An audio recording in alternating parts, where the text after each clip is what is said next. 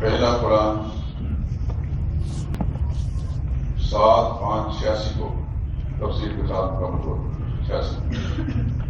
دوبارہ پھر 10 سے 2004 تک ہوا.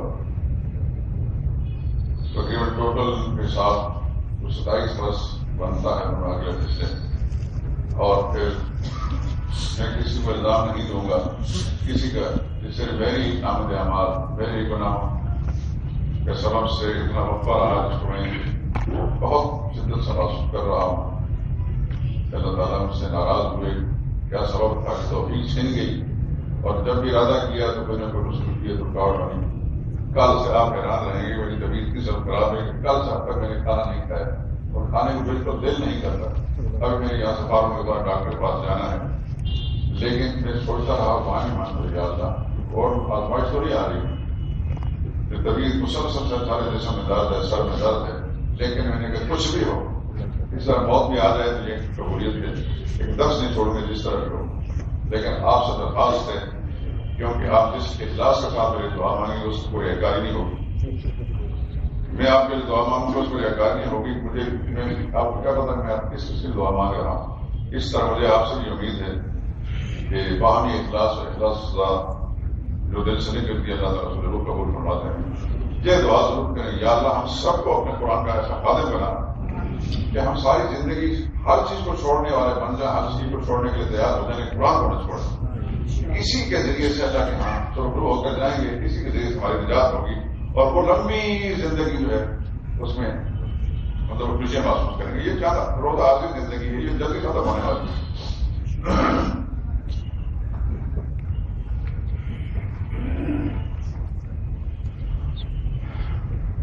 أعوذ بالله من الشيطان الرجيم. بسم الله الرحمن الرحيم.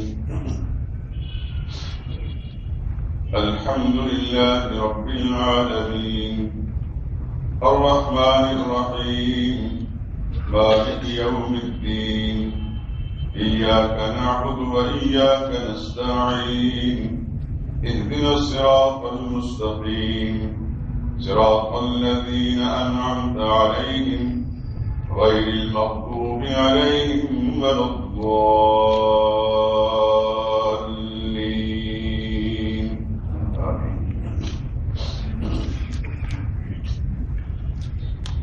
سورہ فاتحہ کی تفسیر شروع کرنے سے پہلے تمہیدی طور پر چند باتیں ذہن نشین فرما لیجیے. قرآن کریم اللہ کی وحی ہے.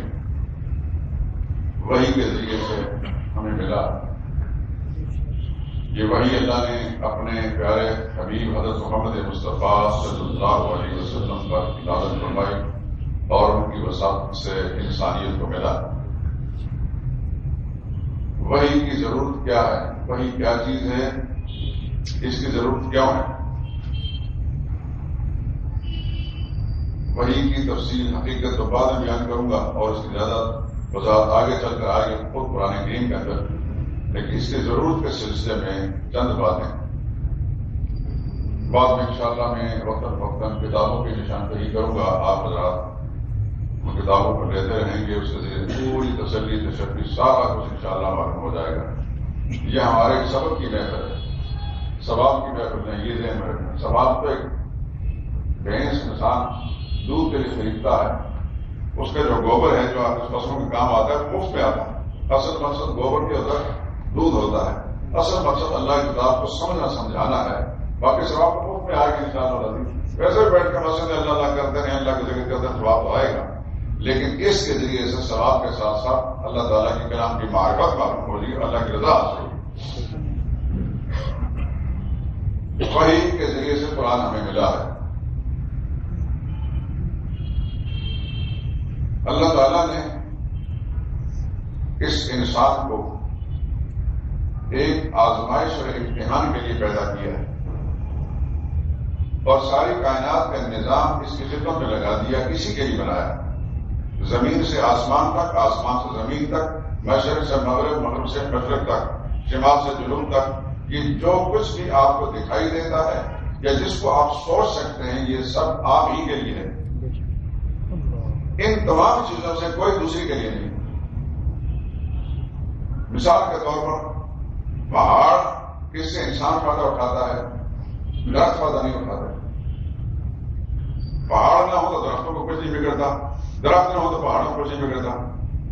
سورج سے انسان فائدہ اٹھاتا ہے, دریا فائدہ نہیں اٹھاتا ہے. سورج نہ بھی ہوتا تب بھی اندھیرے میں دریا بہتے رہتے ہیں. دریاؤں سے انسان فائدہ اٹھاتا ہے, لکڑی سے انسان فائدہ اٹھاتا ہے, ڈلوں سے انسان فائدہ اٹھاتا ہے, پھلوں سے انسان فائدہ اٹھاتا ہے. یہ جتنے بھی پرندے ہیں انسان فائدہ اٹھاتا ہے. سمندر کے اندر جو افراد انسان فائدہ اٹھاتا ہے. یہ نمونے کی طرف چند بات ذکر کر رہا ہوں. آپ دل میں وسعت پیدا کر کے تمام تر چیزوں پر خیالات دوڑائیے تو ہر چیز اللہ نے انسان کے لیے بنائی ہے. آگے چل کر سورہ بقرہ کے دوسرے رکوع کے بعد آپ کو یہ نظر آئے گا ایک آیت کے اندر خلق لکم ما فی الارض جمیعا. اللہ فرمائیں گے جو کچھ زمین میں ہے سب کچھ ہمارے پیدا کے لیے اللہ نے بنایا. زمین میں جتنی چیزیں بھی ہیں اللہ تعالیٰ کی ذات کوئی فائدہ نہیں. اگر یہ ہیں تو اللہ کو کوئی فائدہ نہیں, نہ ہو تو اللہ کو کچھ بگڑتا نہیں. یہ ساری چیزیں ہیں تو میں اور آپ فائدہ اٹھا رہے ہیں, اور نہ ہو تو ہمارا نقصان ہوگا. پانی دنیا سے ختم ہو جائے تو ہم مر جائیں گے. ہوا دنیا سے ختم ہو جائے تو زندگی ہماری ختم ہو جائے گی.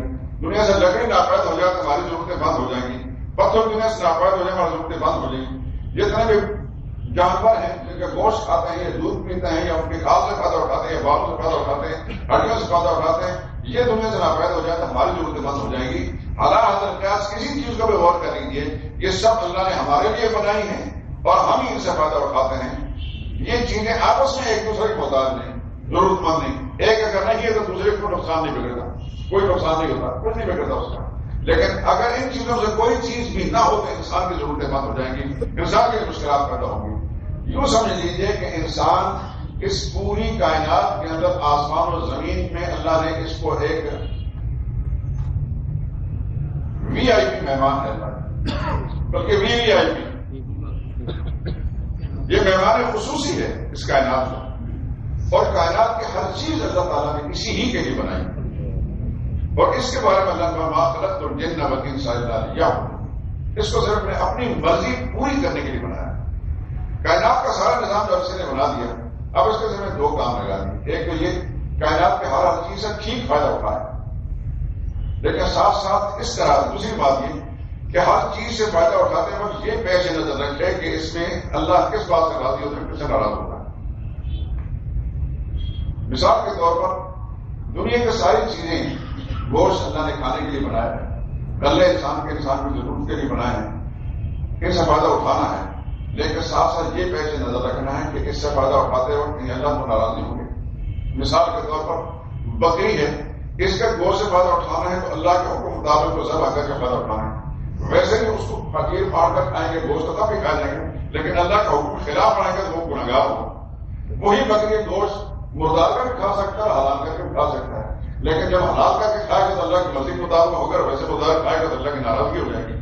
تو کائنات کے ہر چیز سے فائدہ اٹھانا اسی لیے بنائی ہے, لیکن ہر چیز کو اللہ کے حکم مطابق استعمال کرے گا تو پھر اللہ تعالیٰ راضی ہوں. تو وہی کی ضرورت ہے, وہی کے ذریعے رہنمائی ہوتی ہے. انسان کو اللہ نے پیدا کر کے علم حاصل کرنے کے لیے تین چیزیں دی ہیں. یہ جتنی باتیں میں ذکر کر رہا ہوں پورے دل دماغ کو کھول کر اس میں بٹھائیں, اور یہی چیزیں آپ آگے پہنچائیں گے. میں سب دوستوں سے درخواست کرتا ہوں کہ آپ اس سے ان سے بیٹھیں کہ یہ پیغام ہم نے اپنے حلقہ احباب میں, اپنے گھر میں پہنچانا ہے. کیونکہ کسی استاد نے ہمیں پیارے میں غور کر یہ ملایا تھا. استادوں کے پاس بیٹھ کر جس طرح آپ سن رہے ہم بھی سنتے تھے, لیکن ہم نے اس کا مقصد جب سمجھا تو کچھ اللہ تعالیٰ نے ذہن اٹھا دی. اب اللہ کی توفیق سے آپ کے سامنے بیان کریں. یہی آپ سمجھیں کہ آپ نے اس پیغام کو آگے پہنچانا ہے. اگر کسی وقت کوئی چیز پر ذہن سے ٹکر جاتی ہے, کیسٹوں کے ذریعے صاحب کو یاد دہانی ہو سکتی ہے, دوبارہ پوچھ سکتے ہیں, کتابوں سے رہنمائی ہو سکتی ہے. ہر انسان کو اللہ نے پیدا کر کے تین چیزیں اس کی معلومات حاصل کرنے, اس کو علم دینے کے لیے عطا کی ہیں. تین چیزیں, تین ذریعے ہیں. پہلا ذریعہ اس کے اپنے حواس ہیں, آنکھ, ناک, کان, زبان, منہ, ہاتھ, پیر. ان کو کہتے ہیں حواس خمسہ. یہ 5 ذریعے ایسے ہیں جن کے ذریعے سے انسان علم حاصل کرتا ہے. آنکھوں سے دیکھ کر، کانوں سے سن کر، زبان سے چکھ کر، ناک سے سونگھ کر، ہاتھ سے چھو کر انسان علم حاصل کرتا ہے. مثال کرتے ہوئے یہ لکڑی پہ چھو رہا ہوں، آنکھ سے دیکھ کر مجھے اس کی سختی کا نہیں پتہ چلے گا، کان اس کی سختی کو سن نہیں سکتا، ناک اس کی سختی کو سونگھ نہیں سکتا. یہاں آنکھ بھی فعل ہے، کان بھی فعل ہے، ناک بھی فعل ہے، زبان فعل ہے، صرف ہاتھ کام کرتا ہے. ہاتھ کے ذریعے سے اس کی سختی نرمی کا پتہ چلتا ہے. کچھ چیزیں ایسی جو خوشبو بدبو سے تعلق رکھتی ہیں، وہاں آنکھ کام نہیں کرتی، نہ کان کام کرتا ہے، وہاں سے ناک کام کرے گی. کچھ چیزیں چکھ کر معلوم ہوتی ہیں، جیسے کہ ابھی آپ نے مٹھائی چکھی پتہ چل گیا. کان کے ذریعے سے آپ کو مٹھائی کی مٹھاس کا پتہ نہیں چلے گا. آنکھ کو سے دیکھ کے شکل سے دیکھ سکتے ہیں لیکن اس کی مٹھاس کا پتہ نہیں چلے گا. تو ہر ایک چیز حواس خمسہ میں اپنا اپنا دائرہ اس دائرے میں کام کرتی ہے. اور کان کے ذریعے سے آپ اچھی بری آواز کو سن کر معلوم حاصل کرتے ہیں، یہ علم کے ذریعے. منہ کے ذریعے سے چکھ کر اس کی لذت کا اندازہ کر سکتے ہیں، علم حاصل کر سکتے ہیں. خوشبو بدبو پر ناک سے سونگھ کر اس کی معلومات حاصل کر سکتے ہیں. آنکھ سے کسی منظر کی خوبصورتی یا بدصورتی کو دیکھ کر معلومات حاصل کر سکتے ہیں. ہاتھ سے چھو کر معلوم کر سکتے ہیں. یہ پہلا فطری ذریعہ ہے انسان کے علم کا، معلومات کا، جو پیدائش کے ساتھ لے کے آتا ہے. ہر بچہ جب آنکھ سے دیکھتا ہے، کان سے سنتا ہے، ناک سے سونگتا ہے، زبان سے چکھتا ہے، ہاتھ سے چھوتا ہے، اس کو پتہ چلتا ہے. یہ الگ بات ہے کہ جب تک وہ بولنے کی قابل ہے تو اس پر اظہار نہیں کر سکتا، لیکن جب بچہ بولنے کی قابل ہوتا ہے تو یہ سارے حواس کا صحیح طریقے سے کام کرنے لگ جاتے ہیں. یہ پہلا ذریعہ ہے. لیکن یہ یاد رکھیں کہ یہ 5 حواس خمسہ جسے کہتے ہیں، یہ ان کا اپنا اپنا دائرہ ہے. اپنے دائرے سے نکل کر دوسرا کام نہیں آ سکتے. مگر جس کا تعلق سننے کے ساتھ ہے، وہاں سن کر انسان نہیں معلومات سن سکتا یا دیکھ کر نہیں کر سکتا. سننے سماعت کا تعلق کانوں کے ساتھ ہے. گانوں کے ذریعے سے پتہ چل رہا ہے، میں سن رہے ہیں، میں بول رہا ہوں، آپ کو پتہ چل رہا ہے کہ کیا کہا جا رہا ہے. آنکھ سے مجھے آپ دیکھ رہے ہیں، آنکھ سے مجھے دیکھ رہے ہیں کہ میری شکل کیسی ہے، میں بول رہا ہوں، کس طرح بول رہا ہوں. تو آنکھ کا اپنا دائرہ ہے، کان کا اپنا دائرہ ہے، زبان کا اپنا دائرہ ہے، ناک کا اپنا دائرہ ہے، ہاتھ کا اپنا دائرہ ہے. ہوا سے ہو سکتا ہے. یہ پہلا ذریعہ ہے علم کا. اس سے اوپر ایک اور ذریعہ اللہ تعالیٰ نے عطا کیا ہے، اس کا نام ہے عقل. کچھ چیزیں عقل سے معلوم ہوتی ہیں. مثال کے طور پر یہ مسجد ہے بڑی خوبصورت، اس کے نقش و نگار ہے، بناوٹ ہے، پتھروں کو کاٹ کر کیسے خوبصورت بنایا، یہ آپ نے بتا دیا. لیکن عقل یہ کہہ رہی ہے کہ بڑا اعلیٰ قسم کے انجینئر تھے، یہ نظر نہیں آ رہا. لیکن آپ عقل کے ذریعے سے اس کی انجینئر کا جو فن اس کا اندازہ کر سکتے ہیں. کسی جگہ آپ دھواں اٹھتا دیکھتے ہیں، آپ کی آنکھ نے رہنمائی کی دھوئیں کی، لیکن اب عقل کہے گی کہ یہاں نیچے آگ لگ رہی ہے. آنکھ کو نہیں دیکھ رہی، عقل رہنمائی کرتی کہ یہاں نیچے آگ لگ رہی ہے. تو عقل اس حواس خمسہ سے اوپر کا ایک ذریعہ علم کا ہے. جہاں حواس کام کرتے ہیں وہاں عقل کام نہیں کرتی، لیکن جہاں عقل کام کرتے ہیں وہاں حواس کام نہیں کرتے، فیل ہو جاتے ہیں. ان دونوں سے اوپر ایک تیسرا ذریعہ ہے، اور وہ یقینی اور قطعی ذریعہ علم کا، جس کو وحی کہتے ہیں. وحی خداوندی، وحی کے ذریعے سے جو معلومات آپ کے پاس آئیں گی وہ حتمی ہوں گی. آپ مغالطہ رکھا سکتی. مثال کے طور پر مال روڈ پر ایک آدمی چل رہا ہے، میں نے دیکھا، آپ نے دیکھا، آپ سب کے فلاں آدمی آ رہا ہے. وہ جب قریب آیا تو پتہ چلا وہ کوئی اور ہے. اتنی مشابہت دور سے اس کی شکل و صورت میں گاڑ کا نظر آئی کہ آپ نے یقیناً اس آدمی کو سمجھ لیا، لیکن جب قریب آیا تو وہ اور نکلا. تو یہ حواس جو ہے یہ دھوکہ کھا جاتے ہیں.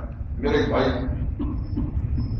فقرداد بھی ہیں، کالازاد بھی ہیں، امریکہ میں رہتے ہیں، امریکی ہیں. میرے ساتھ جامع شریف 20 سال ہوئے تھے، لیکن ذرا وہ تیز ہوشیار آدمی تھے. وہ نکل گئے باہر اور وہاں کے نیشنل بھی ہو گیا، بڑے پیسے کمایا، کروڑ پتی ہیں. اب یہ بھی نماز میں تھا تو میں فون آ رہا، کل میں نے فون کاٹ دیا ہوگا. وہ کہتا ہے نیو یارک ایئرپورٹ پر میں جا رہا تھا تو پیچھے سے ایک آدمی بھاگتا ہوا چلا، قاضی صاحب کہے گا، پھر اس نے سمجھا میں جا رہا. پھر اس کی کتنی مشابہت میرے ساتھ ہے میرا جتدار بھائی ہے، لیکن مشابہت بہت زیادہ ہے اس میں. تو جب قریب آیا میرے پاس، میں اٹھ کر دیکھنے لگا تو کہنے لگا آپ قاضی صاحب نہیں، جو بالکل چہرہ قریب سے دیکھا تو کہتا ہے میں نے انجانے جھٹکوں کس کا حساب کا بتا رہے کہتے ہیں پاکستان میں لاہور میں میرا نام لیا یہ مسکرائے کہنے کو میرے بھائی کہنے کہ آپ کی اتنی مشاورتوں کے ساتھ ہے کہ میں واقع ہوتا اس کا انسان دھوکہ لگ جاتا ہے، لیکن جو ذریعہ علم کا ایسا ہے کہ جس میں دھوکہ نہیں آتا مغالطہ نہیں آ سکتا وہ وحی کا ذریعہ ہے، کیونکہ وہ اس کا منبع ہے ذات خدا اللہ کی طرف سے وہ علم ملتا ہے اور ملتا بھی اس ذات پر جو محمد رسول اللہ سچی ذات ہے، نہ ان کو مغالطہ نہ بھیجنے والے کو مغالطہ لگتا ہے اور نہ سننے والے کو مغالطہ لگتا ہے، اور اس کو پھر بیان کرنا اس لیے وحی کا ذریعہ سب سے اوپر سب سے اعلیٰ اور سب سے مضبوط علم کا ذریعہ ہے۔ وحی کے ذریعے سے جو بات ہوگی وہ حتمی قطعی اور یقینی ہوگی۔ یہی وجہ ہے کہ قرآن ہر فیصلے کو رد کر سکتا ہے، قرآن کے فیصلے کوئی رد نہیں کر سکتا۔ قرآن سب سے اوپر علم کا ذریعہ ہے۔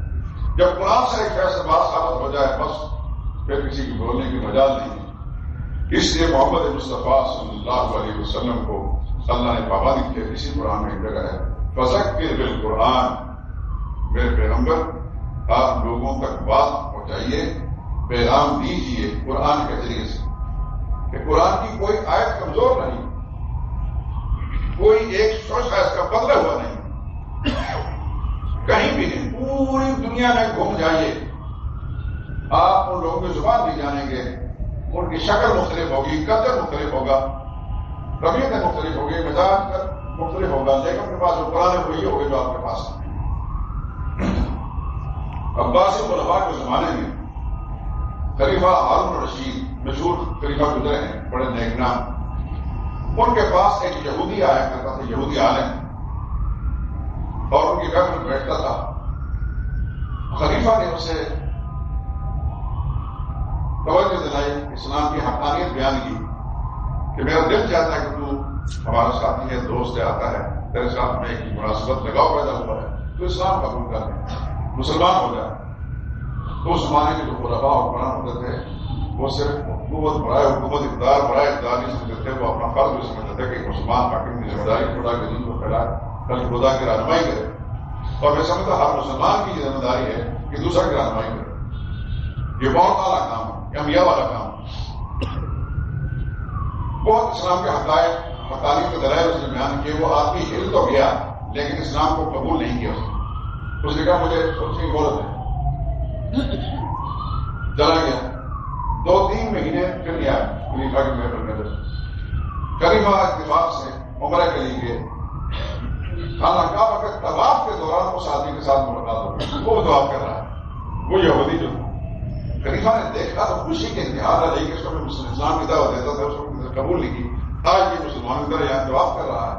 اس سے پوچھا کہ بھائی تو یہ بتا کون سی کتاب پڑھ کر تو مسلمان ہوا، کس کی دعوت سے مسلمان ہوا؟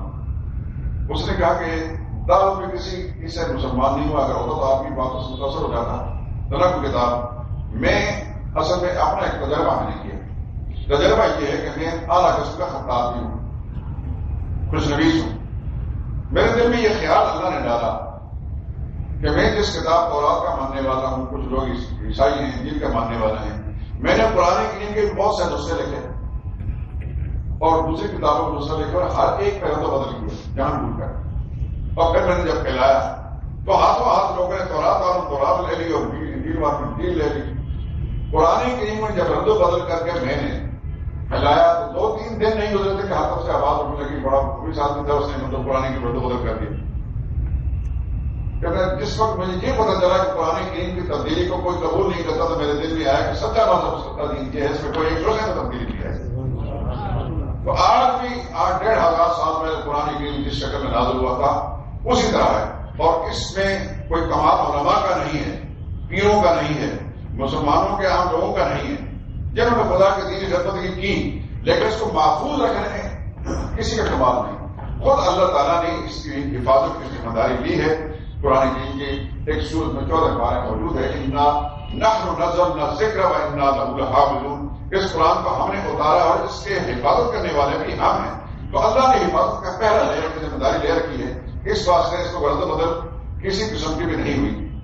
تو یہ ہے حتمی اور مضبوط ذریعہ علم کا پہلا حصہ۔ ذریعہ علم کا حواس ہے، آپ کے حواس کے ذریعے سے ہم معلومات حاصل کرتے ہیں، اس سے اوپر عقل ہے، عقل کے ذریعے سے آپ کچھ معلومات حاصل کرتے ہیں، اور سب سے اوپر ہے اللہ کی وحی کے ذریعے سے آپ معلومات کرتے ہیں، اور اس کے اندر کسی کے شک اور شبہ نہیں ہوتا ہے، جو بات یہ حتمی اور سچی ہے۔ رسول اللہ صلی اللہ علیہ وسلم پر وحی مختلف طریقوں سے آیا کرتی تھی، اس کی تفصیلات اب نہیں، آئندہ چل کے کس بیان کرو جب وحی کی آیتیں آئیں گی کہ وحی نبی کریم صلی اللہ علیہ وسلم کس طرح آتی تھی، وہاں انشاءاللہ کوئی تفصیل سے بیان کروں گا۔ تو یہ تمہیدی گفتگو تھی آپ حضرات کے ساتھ کہ اس کی بڑی ضرورت ہے، ہماری فلاح اور ہماری نجات اسی کے ذریعے سے، یہی صحیح رہنمائی کرنے والی ہے۔ قرآن کریم صحیح رہنمائی اور اسی کے ذریعے سے اللہ تعالیٰ کی مرضی میں آج ہمارے پاس پیغمبر موجود نہیں صلی اللہ علیہ وسلم، ہمارے پاس جو کچھ باقی رہا ہے وہ اللہ تعالیٰ کی وہ کتاب ہے جو محمد مصطفیٰ کو نازل کی ہے۔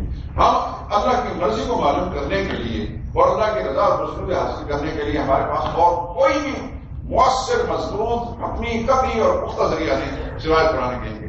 ضرورت ہے اس وقت کی کہ ہم اللہ کے قرآن کے ساتھ وابستہ ہو جائیں، اور تاکہ ہم اللہ کے ساتھ ہمارا تعلق جڑ جائے، جو کٹے ہوئے تھے پھر رب العالمین میں ہمارا رابطہ ہو جائے۔ اس کے ذریعے سے ہم اللہ کو راضی کر سکتے ہیں، اسی کے ذریعے سے اللہ تعالیٰ کی مرضیات کو یا اس کی ناراضگی والے کاموں میں ہم فرق معلوم کر سکتے ہیں کہ کس بات سے اللہ راضی ہوتے ہیں اور کس چیز سے اللہ تعالیٰ ناراض ہوتے ہیں۔ اور پھر جب ہمیں یہ تمیز ہو جائے گی کہ اللہ تعالیٰ اس کام سے راضی ہوتے ہیں، اس سے ناراض ہوتے ہیں، تو پھر ہم اللہ کی رضا والے کام کریں گے، اور انشاءاللہ یہاں سے جب جائیں گے تو موت بھی ہماری راحت والی ہوگی، اور قبر کی زندگی بڑی سکون والی ہوگی، عزت والی ہوگی، وقار والی ہوگی، اور اللہ کی بارگاہ میں جب جائیں گے تو انشاءاللہ جنت بھی ہماری استقبال کریں گی اور وہاں سکون کے ساتھ زندگی گزاریں گے۔ لیکن جو آدمی اپنی زندگی کے مقصد نہیں سمجھ سکتا، اس کو پتہ ہی نہیں کہ میں کیا ہوں، ایک حیوان میں اس میں کوئی فرق بھی نہیں ہے۔ ابھی مختصر سی بات میں نے آپ کو ذرائع علم کی بتائی ہے، تو آپ کے دماغ میں کتنی باتیں اور آئی ہوگی، کتنی وسعت ہے آئی ہوگی کہ اگر یہ چیزیں ہمیں معلوم نہ ہو تو ایک عام انسان میں ایک حیوان میں کیا فرق ہے؟ فرق صرف یہ کوئی 4 ٹانگوں سے چلتا ہے، یہ 2 ٹانگوں سے چلتا ہے، وہ بھی کھاتا ہے، یہ بھی کھاتا ہے۔ فرق یہ ہے کہ وہ ذرا غیر ہوشیار ہے، اس واسطے انسان اس پر بوجھ لاد دیتا ہے، یہ ہوشیار ہے، یہ کمائی کر لیتا ہے، یہ بھی رات کو سو جاتا ہے، وہ رات کو سو جاتا ہے، ایک دن وہ مر جاتا ہے، یہ مر جاتا ہے۔ اگر اللہ تعالیٰ کی مرضی معلوم یہ بغیر اس طرح زندگی گزار کر مر گئے، اس کے مرنے اور ایک حیوان کا مرنے میں کیا فرق ہو گیا؟ میرے دوستوں، یہ زندگی ایک مرتبہ مجھے بار بار نہیں ملے گی، اس لیے بات کہتا ہوں کہ اللہ تعالیٰ کی توفیق، اس کی دستگیری، اس کی مہربانی، اس کی عنایت سے ہمیں ایک دفعہ پھر موقع ملا ہے، اب اس موقع کو ضائع نہیں کرنا چاہیے۔ ہر کام کو آگے پیچھے کریں، اپنے نظام کو ایسا ایڈجسٹ کرنے، ایسا ترتیب دیں کہ آپ کسی صورت کے اندر اپنے درس کو ڈاؤن کرنے والے نہ ہوں، لیکن ساتھ یہ دعا بھی کریں کہ اللہ تعالیٰ ہمارے اس کام میں برکت ڈالیں، اللہ تعالیٰ راضی ہو ہم سے، قبول کرنے ہمارے اس کام کو اور اس کو جاری ساری رکھنے کی توفیق دیں، اور پھر ہماری جو ذمہ داری ہے کہ صرف اپنی معلومات حاصل نہ کریں، اس کو حاصل کرنے کے ساتھ ساتھ اپنی زندگی کا مشن سمجھ لیں کہ ہم نے دوسروں کی رہنمائی کرنی ہے۔ انشاءاللہ پھر دیکھیں گے اس کی لذت کا آپ کو خود بخود اندازہ ہو جائے گا۔ میں اللہ سے دعا کرتا ہوں کہ اللہ پاک ہمارے اس عمل کو قبول فرما لے۔ یہ ایک تمہیدی سی گفتگو تھی۔ یہ جو قرآن کریم آگے درس شروع ہونے والا ہے، ہر صورت میں آپ انشاءاللہ دیکھیں گے، ہر صورت جب ہم شروع کریں گے تو صورت شروع کرنے سے پہلے اس کا ایک لب لباب، اس کا نچوڑ، اس کا خلاصہ آپ کے سامنے آئے گا۔ جو حضرات آپ میں سے لکھنے والے ہیں، اپنے پاس ایک کتاب ہے، کوئی ڈائری اس کے رکھ لیں ساتھ، اس کے اندر آپ اپنی صلاحیتوں کے مطابق اللہ نے جو توفیقیں دی اس کے ساتھ نوٹس لکھیں، اور اس کو دوبارہ آپ پڑھیں گے، دوبارہ تکرار کریں گے تو آپ کے ذہن میں ہوگا کہ میں نے اس سورہ مبارکہ کے اندر کیا سنا ہے۔ وہ خلاصہ آپ کے سامنے بیان ہوگا کہ اس صورت میں فلاں چیز بیان ہو رہی ہے۔ پھر جب صورت کی تفصیلات میں ہم جائیں گے تو کوئی خلاصہ نہیں، جو کچھ آپ نے سنا تھا وہ آپ کے ذہن میں ساتھ ساتھ آ گیا، ہاں یہ بات ہم نے سنی تھی، یہ بات سنی تھی، یہ بات سنی تھی۔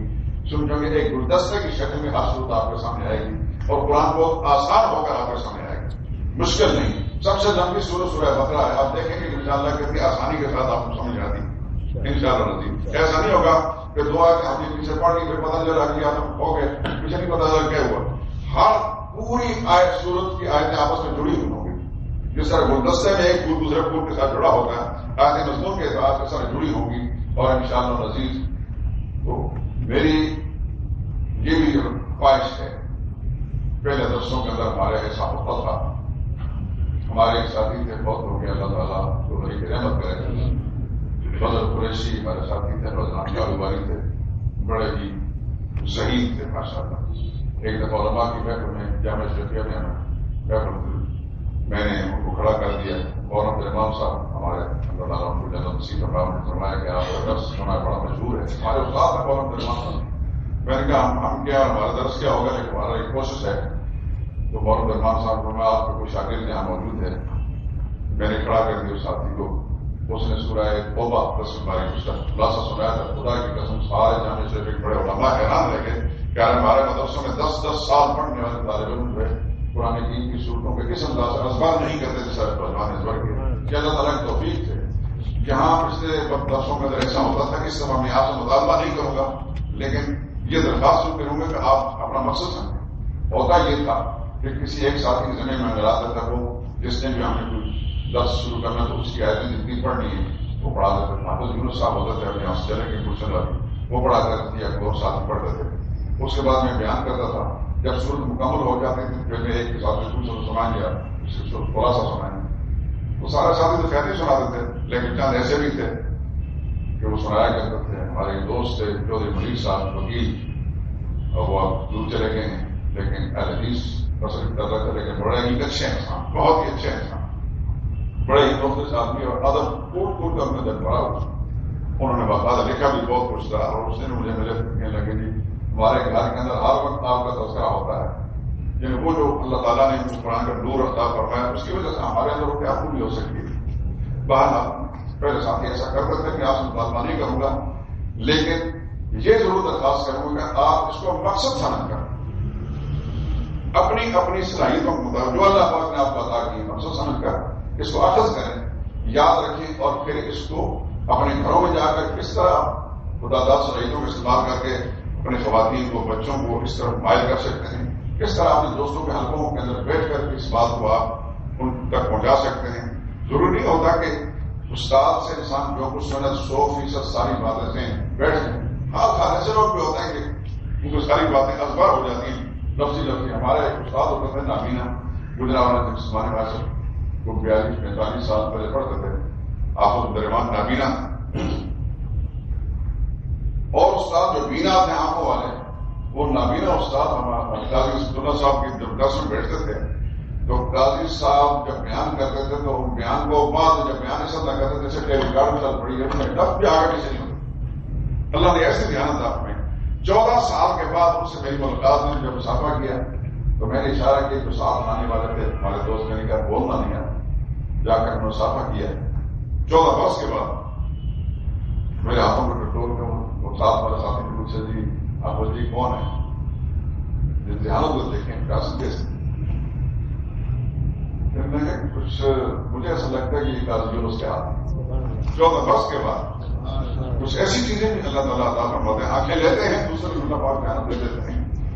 اور اللہ تعالیٰ نے آپ سب کو صلاحیتوں سے نوازا ہے۔ آپ شہری لوگ ہیں اور اس شہر کے بسنے والے ہیں جو شہر تعلیمی اداروں کا، کالجوں کا، یونیورسٹیوں کے شہر ہے۔ جیسا ڈھاکہ کے بارے میں کہا جاتا تو مسجدوں کا شہر ہے، لاہور کے بارے میں قدیم سے بات مشہور ہے کہ کالجوں، تعلیمی اداروں اور یونیورسٹیوں کے شہر ہے، سارے پڑھے لکھے ماشاء اللہ، اور اپنی اپنی استعداد اور صلاحیت کو استعمال کر کے آپ اس کو اخذ کریں گے۔ میں آپ سے بالکل کبھی مطالبہ نہیں کروں گا، اگر کوئی ساتھی اپنے شوق سے سنا تو الگ بات ہے، لیکن مطالبہ نہیں کروں گا کہ آپ خلاصے سنائیں صورتوں کے ختم ہونے کے بعد، لیکن اس کو یاد ضرور رکھیں۔ مجھے نہیں پتا کہ میں کتنے دن زندہ ہوں، لیکن یہ دعا کریں کہ اس جگہ کے اندر کوئی اور بیٹھا ہو، وہ بھی اسی جذبے کے ساتھ اللہ کا قرآن آپ کو ڈنڈی مارے بغیر، اس میں کسی قسم کی تحریف کیے بغیر خالص اللہ کا قرآن آپ کو سنائے، تو کم از کم ہم بھی دنیا سے چلے گئے، ہمارے روح کو سکون تو ملے گا، ہماری خواہش ایسی تھی۔ اللہ اس محفل درس کو آباد رکھے۔ آج اسی پر اتفاق کر رہی تھوڑی سی تمہیدی گفتگو ہوگی، کل انشاءاللہ العزیز میں صورتوں کے بیان کے دوران چند اصطلاحات آئیں گی، مثلا ایک دعویٰ ہوتا ہے، ایک دلیل ہوتی ہے، پھر دلائل کی قسمیں ہوتی ہیں، دلیل عقلی ہے، دلیل نقلی ہے، دلیل وحی ہے، زجر ہے، تخویف ہے، بشارت ہے، اس قسم کی اصطلاحات آپ آئیں گے آگے ساتھ ساتھ۔ تو پہلے میں ذرا وضاحت کروں گا کہ دلیل عقلی کا کیا مطلب ہوتا ہے، دلیل نقلی کا کیا مطلب ہے، دلیل وحی کا کیا مطلب ہے، زجر کس کو کہتے ہیں، بشارت کیا ہے، تسلی کیا ہے، اس قسم کی اصطلاحات آگے آئیں گی، اسی سے قرآن کی کو صحیح سمجھیں گے انشاءاللہ العزیز۔ ایک درخواست آپ سے یہ ہے رائے دینا آپ کا کام ہے اور انشاءاللہ پابندی ہم کریں گے اسی. شروع میں جب درس شروع ہوا تھا ہمارے قرآن میں یہ خلاصہ ویسے نے کبھی نہیں سنایا لیکن اس بات میں بہت پرانے ساتھی انہوں نے شروع میں ریکارڈ بھی کیا. انہوں نے ابتدا کی تھی ریکارڈنگ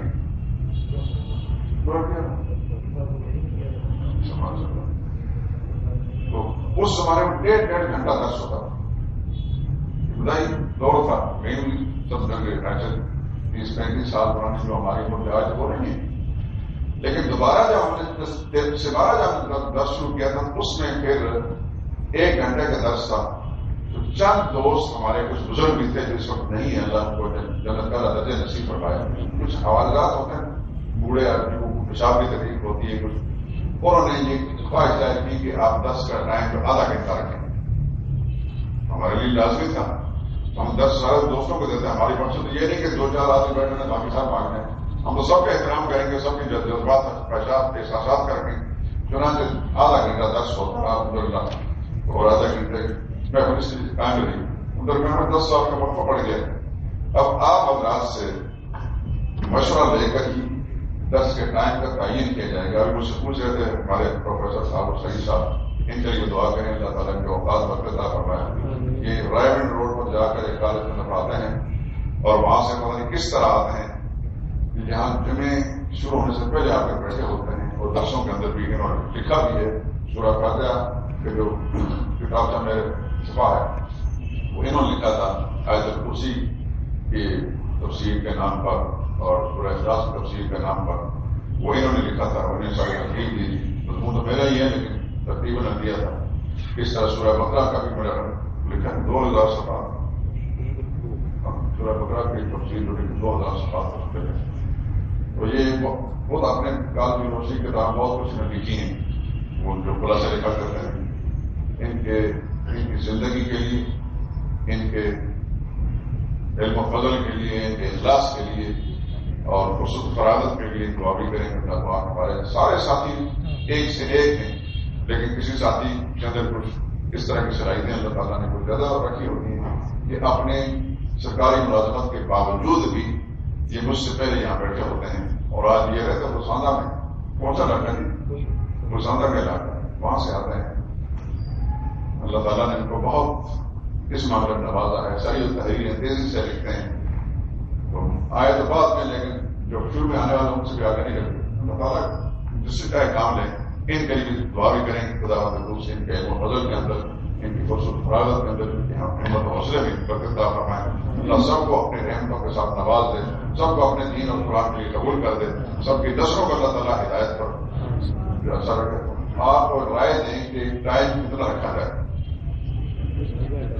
صاحب آدھا گھنٹے ٹھیک ہے, آدھا گھنٹہ سارے تعجب ہو گئے تو پھر دنوں میں واپس بھی جانا ہوتا ہے.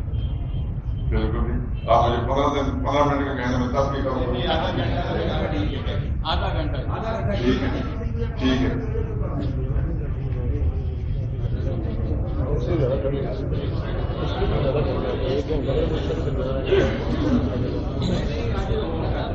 آدھا گھنٹہ ہی رہے گا. اس میں ریکارڈنگ کا مسئلہ ہے. ریکارڈ ہوتا ہے 65 گھنٹے کی ہوتی ہے یا تو پورا گھنٹہ ہوگا یا آدھا گھنٹہ ہوگا.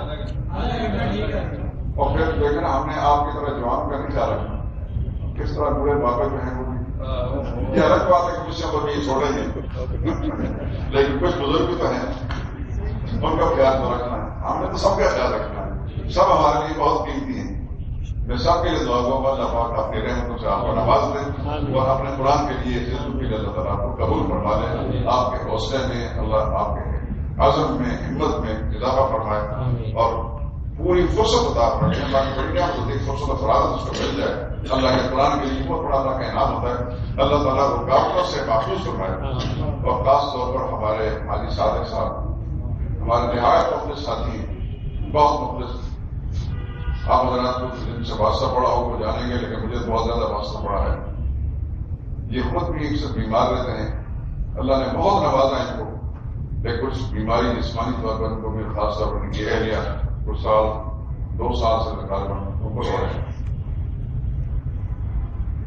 جس کو آپ جانتے ہیں کہ ایک انگلی کو تکلیف ہو جائے تو پورا بدن خراب ہوتا ہے، اور گھر کے اندر ایک گھر کا ایک عام فرد بیمار ہو، بیماری بھی ایسی عجیب ہو کہ اس وقت موجود نہ ہو تو پھر پورا گھرانا ساری خوشیاں بد مزہ کر ہو جاتی ہیں۔ اللہ سے یہ دعا کریں اور ہر روز کریں خدا مجھے اپنے رحمت کے ساتھ قرآن کی برکت کے ساتھ ان کے گھر کی خوشیاں واپس کر دیں اور ان کے تمام معاشرات رکاوٹیں اور مشکلات کا اللہ محفوظ کرے، اور سب کے لیے جتنے ساتھی ہیں سب کے لیے رحمۃ اللہ العالمین۔ اللہ صلی اللہ علیہ وسلم۔ اللہ العالمین ہمارا یہ بیٹھنا بیان کرنا سننا قبول فرما رہے ہیں۔ یا اللہ، اے اللہ تو رحمان ہے، تو رحیم ہے، اے اللہ تو کریم ہے، تو خالق ہے، تو مالک ہے، تو رازق ہے، تو قادر ہے، تو قدیر ہے، تو مقتدر ہے، تو مالک الملک ہے۔ اے اللہ تو نافع ہے، تو زار ہے، تو معز ہے، تو مضر ہے، تو قوی ہے، تو متین ہے، تو غالب ہے، تو قاہر ہے۔ اے اللہ تو ساری صفات قدرت کا مالک بھی ہے، صفات رحمت کا مالک بھی ہے، صفات علم کا مالک بھی۔ یا اللہ تعالی ان تمام صفات کا واسطہ دیتے ہیں یا اللہ کی رحمت کے ساتھ۔ یا اللہ ہم ہمارے اس عمل کو قبول فرما لیں، اس درس کی محفل کو یا اللہ قبول فرما لیں۔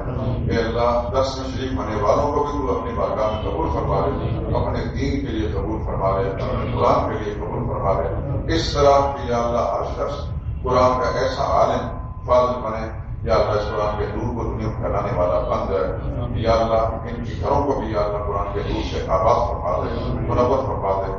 اللہ سب مسلمانوں گھروں پہ کو یا اللہ دین سے آباد فرما دے۔ اے اللہ سب کے دل و دماغ کو قرآن کے نور سے منور فرما دے۔ اے اللہ سب کی ضرورتیں پوری فرما، سب کی حاجتیں پوری فرما، سب کی مشکلیں آسان فرما۔ اے اللہ سب کے کاروبار میں برکت عطا فرما، سب کو فرصت اور فراغت نصیب فرما، یکسوئی نصیب فرما۔ اے اللہ کسی کو بھی اللہ کسی کا محتاج نہ رکھ۔ اے اللہ جسمانی طور پر، مالی طور پر، کسی بھی پہلو سے یا اللہ تو کسی کا محتاج نہ رکھ۔ الہ العالمین فقر سے، تنگدستی سے، محتاجی سے، شرک سے، بدعات سے، منکرات سے، فواحشات سے، بے پردگی سے، بے شرمی سے، بے حیائی سے، اے اللہ اور فقر سے، تنگدستی سے، جسمانی معذوری سے، ناگانی آفات سے، بلیات سے یا اللہ سب کو محفوظ فرما۔ اے اللہ اپنے دین کے لیے ہم سب کو قبول فرما۔ یا اللہ تو اپنے رحمت کا معاملہ فرما کر اس درس کی محفل کو جاری و ساری رکھنے کی توفیق عطا فرما۔ یا اللہ ہر قسم کی رکاوٹوں سے یا اللہ ہمیں محفوظ فرما دے۔ اے اللہ ہر قسم رکاوٹوں سے محفوظ فرما۔ اے اللہ تو ہمارے اس عمل کو قبول فرما دے، ہم سب کو اخلاص نصیب فرما۔ ہمارے اخلاص میں کہیں کمی ہے اے اللہ تو بہتر جانتا ہے، اپنے رحمت سے کے ساتھ اس کو دور فرما دے۔ یا اللہ اے اللہ تو بڑا کریم ہے، تو بڑا رحیم ہے۔ یا اللہ تیرے رحمت ہے اور تیرے فضل کے ہم محتاج ہیں۔ اے اللہ اپنے فضل و کرم کو جاری و ساری فرما۔ اے اللہ اس مبارک محفل کو اے اللہ قائم دائم فرما دے، اس کی روشنی کو، اس کے نور کو پھیلا دے، پورے شہر کے اندر پھیلا دے۔ یا اللہ پورے معاشرے کے اندر توحید و سنت کی ہوائیں پھیلا دے۔ اے اللہ ہمارے اس پورے ملک کو، اس شہر کو، یا پوری دنیا کو شرک اور بدعات سے، منکرات سے، خواہشات سے یا اللہ پاک فرما دے۔ اے اللہ ہمارے درس میں بیٹھنے والے ہم ساتھی کو دین کا سچا مبلغ اور دین کا داعی بنا دے۔ اے اللہ قرآن کے نور کو پھیلانے والا بنا دے، سب کے دل و دماغ کو روشن فرما دے، اور قرآن کریم کی اہمیت سب کے دلوں میں ڈال کر یا اللہ سب کی زبانوں میں فصاحت بلاغت پیدا فرما، تاکہ زبان و بیان کے ذریعے سے یا اللہ سب کو اس پیغام کو پہنچانے والے بن جائیں۔ اے اللہ سب کے لیے آسانیاں پیدا فرما، سب کی مشکلیں آسان فرما۔ ربنا آمین۔ سوال و جواب کا بھی کوئی چانس ہے کہ بالکل ہے جی، وہ بھی کوئی دن مقرر کر لیں گی تو درد شروع ہوگا تو پھر بعد میں کر لیں گے، مطلب 2-3 دن چلنے دیں، جب ساتھی بھی ہیں اگر سوالات ذہن میں آئے نا تو ایک پرچہ ذہن یعنی لکھ کر، کیونکہ این موقع جب سوال پوچھتا تو کئی بات بھول جاتی ہے، اس کا بہتر طریقہ یہ پرچہ دن کو مطلب کوئی سوال آتا ہے تو لکھ کر اس کے اشارے جیب میں رکھ لیں، باری باری پوچھتے رہیں۔ مقصد یہ ہے، کہتے ہیں بھوکا کو کیا چاہیے،